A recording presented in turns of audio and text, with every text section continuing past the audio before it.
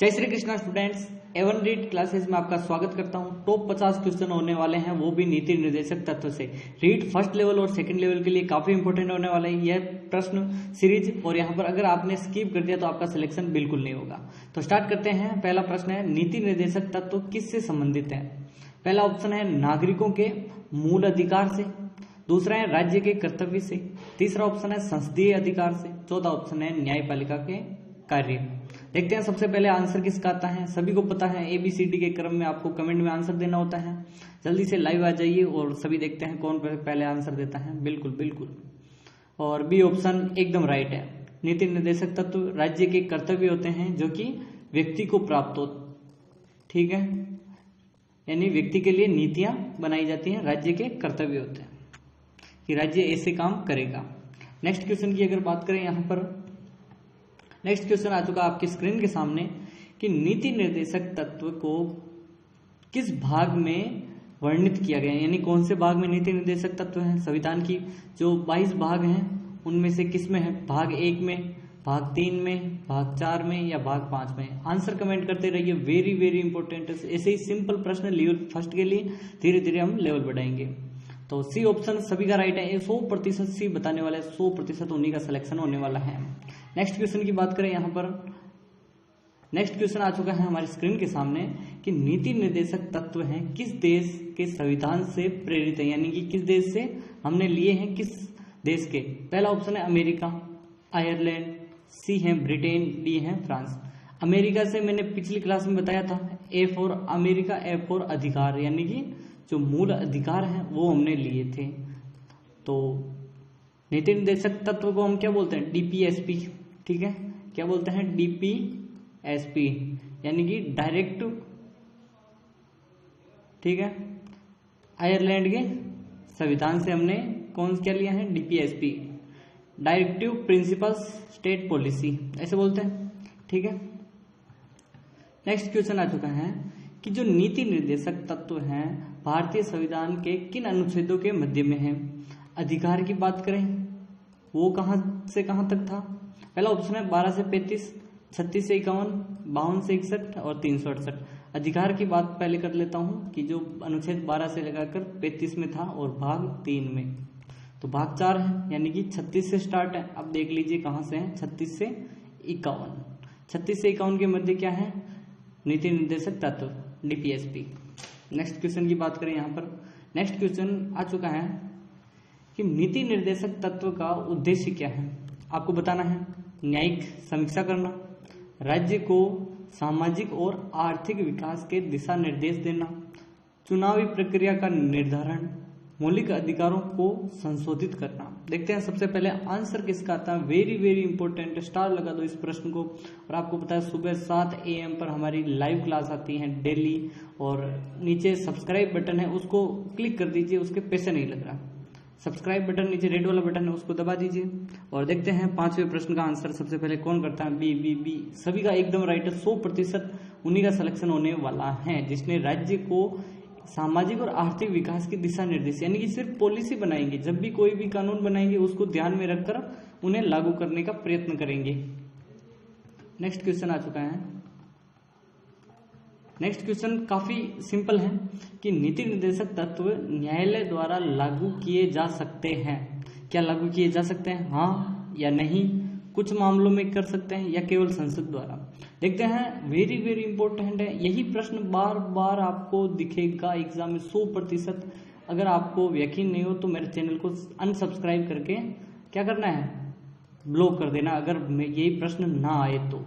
देखते हैं, और लास्ट में आपको ABCD के क्रम में जल्दी से देखते हैं कि न्यायालय द्वारा नहीं है। आपको सभी ने नहीं बताया है, बिल्कुल राइट है आपका, क्योंकि देखो इसमें बहुत से वाद हुए थे और बाद में फिर कहा गया कि जो न्यायालय में आप इसे चुनौती नहीं दे सकते, बेसिकली इसे चुनौती नहीं दे सकते। ये राज्य पर निर्भर करता है कि वो लागू करे या ना करे, क्योंकि स्टेट पॉलिसी है। DPSP नाम में ही है, यानी कि नीति निर्देशक तत्व हैं। मुख्य उद्देश्य क्या है उनका? स्वतंत्रता प्रदान करना, कल्याणकारी राज्य की स्थापना करना, धार्मिक स्वतंत्रता देना या न्यायपालिका का सशक्तिकरण। देखते हैं सबसे पहले किसका आंसर आता है। मुख्य उद्देश्य क्या है इसका? बहुत इंपॉर्टेंट है, स्टार लगा दो इस प्रश्न को, और नीचे सब्सक्राइब बटन है उसको जल्दी से क्लिक कर दो, सिर्फ क्लिक करना है, वीडियो को लाइक करके उसको क्लिक कर दो। कल्याणकारी जो भी बता रहा है बी ऑप्शन बताने वाला सभी का राइट है, क्योंकि कल्याणकारी राज्य की स्थापना ही तो करेंगे नीति निर्देशक तत्व, और अधिकार क्या करेंगे, अधिकार व्यक्ति के व्यक्तिगत हितों की रक्षा करेंगे, और यहाँ पर समाज के यानी पूरे समाज के हितों का रक्षा। नेक्स्ट क्वेश्चन की बात करें अगर कि नीति निर्देशक तत्वों की प्रकृति कैसी है, प्रकृति के बारे में बताना है। बाध्यकारी हैं, क्या वो बाध्यकारी हैं, गैर बाध्यकारी हैं, नैतिक रूप से बाध्यकारी हैं, या फिर वैधानिक रूप से बाध्यकारी हैं? जल्दी से बताइए, आंसर आपको कमेंट में करना है ABCD के क्रम में, वेरी इंपॉर्टेंट है, स्टार लगा दो इस प्रश्न को। देखते हैं सबसे पहले प्रकृति के बारे में कौन बताता है। गैर बाध्यकारी यानी कि यह किसी भी नेता पर या फिर सरकार पर बाध्यकारी नहीं है, क्योंकि सरकार इसको सिर्फ पॉलिसी बनाते हुए ध्यान रख सकती है, ना कि उन्हें पालन करना अनिवार्य नहीं है, ठीक है। और न्यायालय में हम जा ही नहीं सकते इसके लेकर, ठीक है। बेसिकली बात करें ग्राम पंचायतों की स्थापना अनुच्छेद में है, किस अनुच्छेद में, 38 में है, 40 में है, 44 में है, या फिर 45 में है? आंसर आपको कमेंट में करना है। सुबह 7 बजे मिलना है, आप सुबह डेली लाइव। बेसिकली बी सभी ने राइट बताया, 100% उन्हीं का सिलेक्शन होने वाला है। नेक्स्ट क्वेश्चन की बात करें, काफी इजी से हम कठिन की ओर जा रहे हैं। अब लेवल के प्रश्न है। समान नागरिक संहिता UCC यूनिफॉर्म सिविल कोड का प्रावधान किस अनुच्छेद में? बेसिकली अभी लागू हुआ था, ठीक है, और 41 में है, 42 में, 43 में या 44 में? कहां पर लागू हुआ था? अभी उत्तराखंड में। कहां? उत्तराखंड में। और आपको पता है गोवा में पहले से ही लागू है, 1962 में जब शामिल हुआ था, 1962 में तब से लागू है उसमें, और उत्तराखंड में भी लागू हुआ नया तरीके से, और यूनिफॉर्म सिविल कोड 44 में, ठीक है। जिसने भी डी ऑप्शन बताया एकदम राइट है, 100% उन्हीं का सिलेक्शन होने वाला है जिन्होंने बताया है। नेक्स्ट क्वेश्चन की बात करें, नीति निर्देशक तत्व को किस प्रकार के लोकतंत्र को बढ़ावा देते हैं? आंसर करना है आपको, पूंजीवादी लोकतंत्र को, समाजवादी लोकतंत्र को, अधिनायकवादी को, या धार्मिक को? देखते हैं सबसे पहले किसका आंसर आता है। स्टार लगा दो इस प्रश्न को, डबल स्टार लगाओ, क्योंकि इंपॉर्टेंट है, क्योंकि DPSP की बात कर रहा है। कैसे? समाज कल्याणकारी, जो भी कल्याणकारी राज्य है, या फिर ठीक है कल्याणकारी राज्य कह दो या समाजवादी कह दो, एक ही बात है, इसकी बढ़ावा देता है। नेक्स्ट क्वेश्चन की बात करें, नेक्स्ट क्वेश्चन काफी इंपॉर्टेंट होने वाला है कि किस अनुच्छेद में राज्य को सामाजिक व्यवस्था के संवर्धन यानी बढ़ावा देने के लिए निर्देश दिए गए हैं? सामाजिक व्यवस्था को बढ़ावा देने के लिए 37, 38, 39 या 40 किस में है? देखते हैं सबसे पहले किसका आंसर आता है जल्दी से। सामाजिक व्यवस्था यानी कि सामाजिक, आर्थिक और राजनीतिक न्याय किस अनुच्छेद में है? 38। बी ऑप्शन जिसने भी बताया एकदम 100% उन्हीं का सिलेक्शन पक्का समझो, ठीक है। जो इस क्लास को देखेगा एक प्रश्न बाहर नहीं से आएगा, और आपको पता है कि प्ले लिस्ट बनी हुई है, उसको देखना ना भूलें। नेक्स्ट क्वेश्चन की बात करें कि मजदूरी में समानता किस अनुच्छेद में वर्णित है? अनुच्छेद 39A में, अनुच्छेद 39B में, अनुच्छेद 41 में या अनुच्छेद 43 में? देखते हैं सबसे पहले किसका आंसर आता है। कमेंट करते रहो, स्टार लगा दो इस प्रश्न को, वेरी इंपॉर्टेंट है। और सुबह 7 बजे आपको लाइव जुड़ना है हमारे A1 रीड क्लासेस से, और आपको पता ही है कि प्लेलिस्ट बनी हुई है, और आपको अगर पॉलिटी पर क्वेश्चन चाहिए तो आप वहां से टेस्ट दे सकते हो। अगर आप राज व्यवस्था से चाहिए यानी कि जो अपने राजस्थान के लोक नृत्य, लोक गीत, इन पर तो प्लेलिस्ट बनी हुई है। तो मजदूरी में समानता यानी कि समान वेतन आजकल बहुत चल रहा है, यह प्रश्न पूछा जाएगा आपसे। 39 में क्या है? इसमें सरकार द्वारा अनुसरणीय कुछ नीतियां हैं, जिसके अंतर्गत डी में आता है समान वेतन, समान कार्य के लिए समान वेतन। वेरी इंपॉर्टेंट अब आ चुका है कि शिक्षा और बचपन की सुरक्षा यानी बच्चों के जो बचपन होता है उसकी सुरक्षा किस अनुच्छेद में है? अनुच्छेद 39C में, अनुच्छेद 40 में, अनुच्छेद 41 में या अनुच्छेद 42 में? आपको पता होना चाहिए। जो बच्चे होते हैं या फिर शिक्षा है वो किस क्षेत्र में है, तो समान सभी को क्या होना चाहिए, ये ई है बेसिकली, सी नहीं है, ठीक है, याद रखना ई है। डी में तो अभी आपको बताया था मैंने, क्या है, समान कार्य के लिए समान वेतन, और ई में है यहाँ पर जिसने भी बताया एकदम राइट है। आगे देखते हैं, नेक्स्ट क्वेश्चन की ओर चलते हैं हम। नेक्स्ट क्वेश्चन काफी इंपॉर्टेंट होने वाला आपके लिए। देखो, श्रमिकों के लिए न्यायोचित कार्य, श्रमिक के लिए बात कर रहा है यहाँ पर, तो स्थिति किस अनुच्छेद में, 41 में, 42 में, 43 में या फिर 44 में। देखते हैं सबसे पहले किसका आंसर आता है। जल्दी से स्टार्ट कर दीजिए, कमेंट करना, और बिना किसी देरी के कमेंट करना है आपको, आंसर दीजिए। श्रमिकों के लिए बी बी बी सभी का एकदम राइट है, 100% उन्हीं का सिलेक्शन होने वाला है। इसमें क्या है कि काम के लिए, जो काम के लिए क्या कहे, बीमारी हो, बुढ़ापा आ गया हो, या फिर कार्य करने की नीड सकता हो, उसमें आप राज्य क्या करेगा, काम उपलब्ध करवाएगा, यानी कि श्रमिकों को कर्म कार्य के लिए निर्वाह मजदूरी उपलब्ध करवाएगा। नीति निर्देशक तत्व संबंधित सिद्धांत कौन से हैं? राज्य नीति निर्देशक तत्व मौलिक तत्व है, मौलिक अधिकार है, कार्यपालिका का कर्तव्य है, नागरिक अधिकार है, क्या है, बेसिकली जो तत्व है किस सिद्धांत पर कार्य करते हैं। राज्य की ए ऑप्शन जिसने भी बताया 100% उन्हीं का सिलेक्शन होने वाला है, राज्य की नीति और मौलिक तत्वों पर काम करता है। नेक्स्ट क्वेश्चन की बात करें, नेक्स्ट क्वेश्चन काफी इंपॉर्टेंट है आपके लिए। देखो, इतने बढ़िया से सीरीज लेकर आया हूं, तो सब्सक्राइब नीचे बटन है रेड वाला, सब्सक्राइब कर दो नीचे। संविधान का कौन सा भाग समाजवादी और धर्मनिरपेक्ष राज्य बढ़ावा देता है? भाग 2, भाग 3, भाग 4 या भाग 5? देखते हैं सबसे पहले किसका आंसर आता है, कमेंट करते रहिए।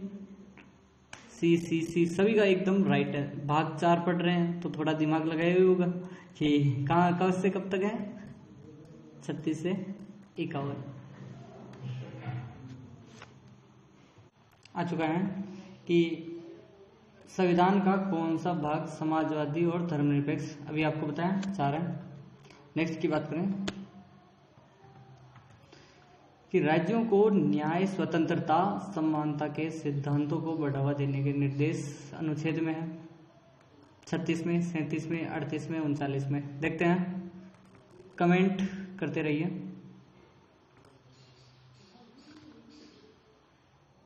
सबसे पहले किसका आता है, 38 सी ऑप्शन सभी का राइट है, 100% यहीं से छप गए प्रश्न। नेक्स्ट, श्रमिक संघ का प्रोत्साहन किस अनुच्छेद में है? 40, 41, 43 या 45 में? देखते हैं, श्रमिक संघ सी एकदम राइट, 100%। श्रमिक संघ 43 में, और 42 में क्या है, अभी हमने भी बताया था, कर्मकारों के लिए निर्वाह मजदूरी। वेरी वेरी इंपॉर्टेंट, अभी काफी वायरल है कि पर्यावरण संरक्षण का प्रावधान किस अनुच्छेद में? 46, 48, 48A या फिर 49 में? पर्यावरण 48A, सी एकदम राइट है, 100% उन्हीं का सिलेक्शन होने वाला है। 7 बजे सुबह 7 AM मिलना है लाइव। भारतीय संविधान के अनुसार नीति निर्देशक तत्व यानी DPSP का क्या सुनिश्चित करते हैं? अंतर्राष्ट्रीय कानून का पालन, आर्थिक लोकतंत्र, शक्ति का केंद्रीकरण, व्यक्तिगत स्वतंत्रता। वेरी वेरी इंपॉर्टेंट है, 3 स्टार लगा दो। देखते हैं, बेसिकली जो नीति निर्देशक तत्व हैं भारत के संविधान में आर्थिक जो लोकतंत्र को डिफाइन करते हैं, यानी कि सुनिश्चित करते हैं। एक और इम्पोर्टेंट है, स्टार लगा दो, कि कृषि और पशुपालन का संगठन वर्णित है किस अनुच्छेद में? कृषि और पशुपालन 46, 48 यानी 46, 46, 48, 49। देखते हैं सबसे पहले किसका आंसर आता है, पशुपालन। 48 में क्या है, ए में पर्यावरण, और 40 में क्या है, 8 में कृषि और पशुपालन। जिसने भी डी ऑप्शन यानी सी ऑप्शन बताया एकदम राइट है। नेक्स्ट, अल्पसंख्यकों की शिक्षा आर्थिक हितों का संरक्षण अनुच्छेद में किस अनुच्छेद में वर्णित है? 45 में, 46 में, 47 में या 48 में? देखते हैं सबसे पहले किसका आंसर आता है। देखते हैं अल्पसंख्यक और शिक्षा आर्थिक, अल्पसंख्यक और शिक्षा का आर्थिक हितों का संरक्षण, शिक्षा और आर्थिक हितों का संरक्षण। बी सभी का एकदम 100% यहाँ पर 46 में हो चुका है। और 45 में क्या था? 6 से 14 वर्ष के बच्चों की शिक्षा। और 46 में क्या है? शिक्षा आर्थिक अल्पसंख्यकों की। नशे और मादक पदार्थों का उपयोग निषेध किस अनुच्छेद के अंतर्गत है? 46, 47, 48 या 48? मादक पदार्थ 47 अनुच्छेद में यहाँ पर जो नशा है उसको बैन कर रखा है, यानी कि प्रतिबंध लगाएगा। लेकिन यह लागू करना सरकार के हाथ में है, उसे लागू भी कर सकती है, नहीं भी कर सकती। सार्वजनिक स्वास्थ्य की रक्षा किस अनुच्छेद में? 39, 41, 47 या फिर 15 में? देखते हैं सार्वजनिक स्वास्थ्य की रक्षा किस अनुच्छेद में है। आंसर कमेंट में करना है ABCD के क्रम में। देखते हैं सबसे पहले किसका आंसर आता है। सार्वजनिक स्वास्थ्य की बात करें और 47, ठीक है।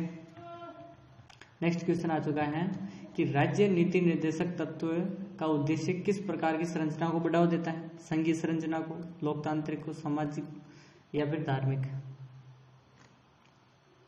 जल्दी से आंसर करिए। आपको पता ही है कि जो DPSC के जो उद्देश्य हैं क्या होते हैं। मेन उद्देश्य यही है कि समाजवादी